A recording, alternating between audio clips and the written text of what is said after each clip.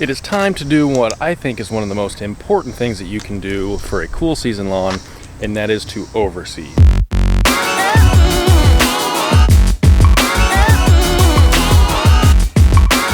So if you want to know my process step by step, how I overseed, the steps I take to do all that from start to finish, I did a video not too long ago. I'll leave a link right here.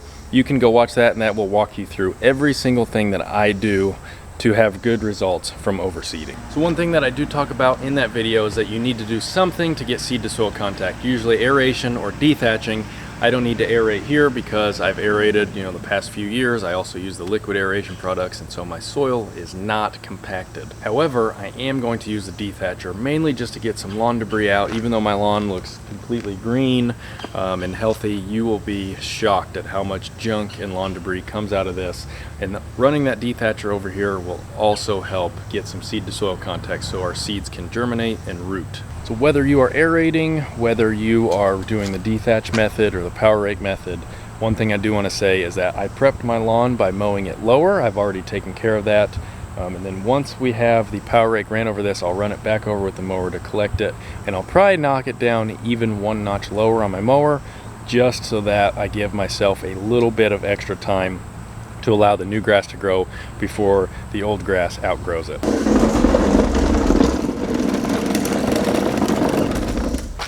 So I'm using this Sunjoe dethatcher right here. This thing is awesome. For what you pay for this, I know some people... Yes? Yeah. All right, so I'm using this Sunjoe right here. I know some people think these are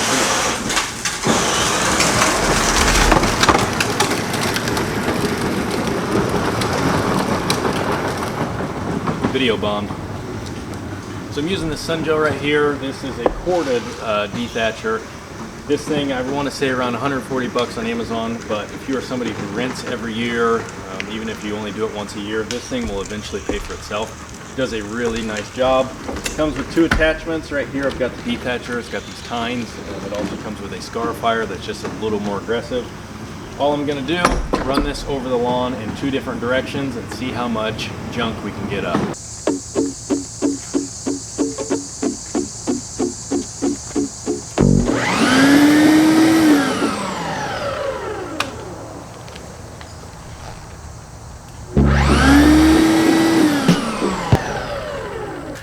So I believe, this isn't mine, I believe my neighbor washed it, which I could probably blow dry it out, but I don't have enough time, so I'm going to do the old-fashioned way, and I'm just going to use a rake.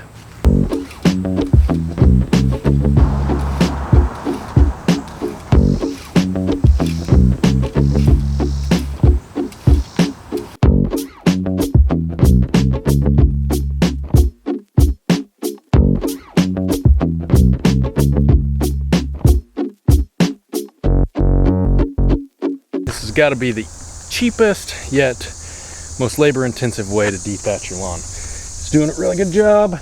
We're getting a lot of junk out. Usually this is the most satisfying part, but when you're doing all the work versus pushing a button and having that thing do all the work, it's not as satisfying, but still cool to see how much junk and debris comes out of your lawn. So I'm going to go ahead and finish up. We're almost done. I'm going to finish this side and then this, and then we're going to get to overseeding.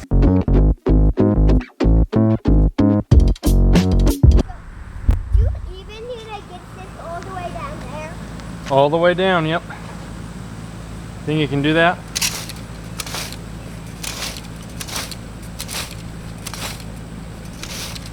What? I wasn't watching TV when I was inside. What were you doing? Playing. Playing? Yeah. What? My mango grill doll thing. So I kind of want more to say I was organized.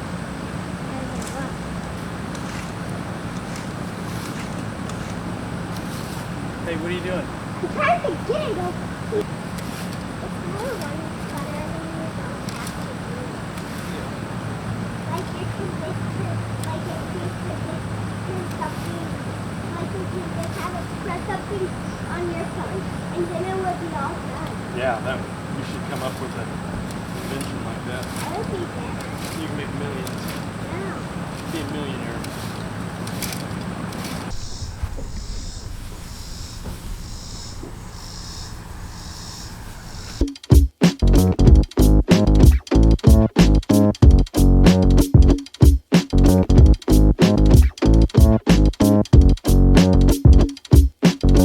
apologize for the lighting. I know it's not ideal for a video, but thank goodness for the shade. It was supposed to be a high of 79 and it is 91 right now. So I am welcoming the shade. It's funny, whenever you look out here after getting all that junk out, it still looks really good. It looks thick from afar, but whenever you get on top of it, it is just, it feels thin when you're on top of it. Ugh, not good. We gotta get this fixed up. So it's time to overseed. It's really simple. It's not complicated at all. All you're gonna do, take your spreader, whatever you're using, and you're gonna measure out your grass seed, whatever you're putting. It'll tell you on the bag, or it should tell you on the bag.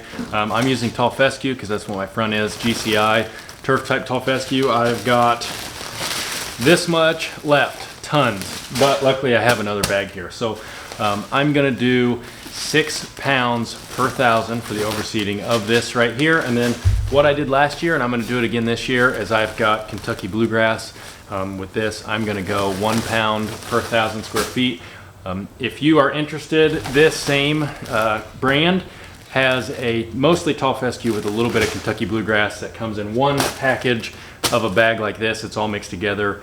And so if you want to have mostly tall fescue, get a little bit of Kentucky bluegrass in there, you can check that out. I'll leave links down below to this grass seed that I use in my yard if you're interested.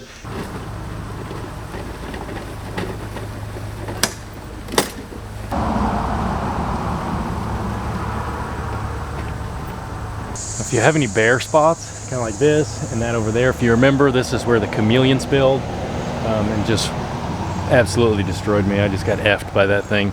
So if you have bare spots like this, all you're gonna do, take a little handful of seed and then just go thicker in these spots. You don't have to go complete coverage on this, but just go thicker in the bare spots just so you get a little more germination, a little more growth in these spots. Then in these thin spots, I'm gonna take my weasel right here. I love playing with my weasel. And I'm gonna take this and I'm just gonna work the seed in. I'm not gonna do it throughout the entire lawn because it's not really necessary, but I will do this in the bare spots.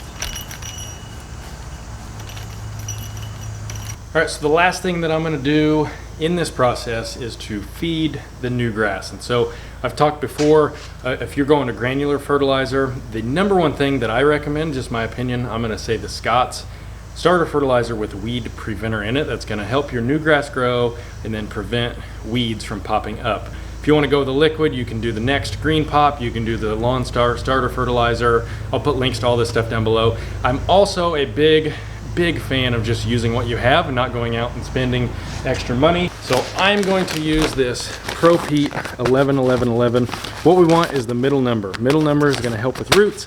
So go out, find something with the middle number. I'm using this Pro Pete stuff right here. I'm gonna do 6 pounds per 1,000. That will give me about a half a pound of each of these nutrients in here. Then once I'm done with that, I'm going to spray down some Tenacity, 1/2 ounce per 1,000 square feet, and then water it in immediately. And this is going to act as a pre-emergent while not affecting your good grass seed. It will prevent weeds from popping up. So that is all we've got.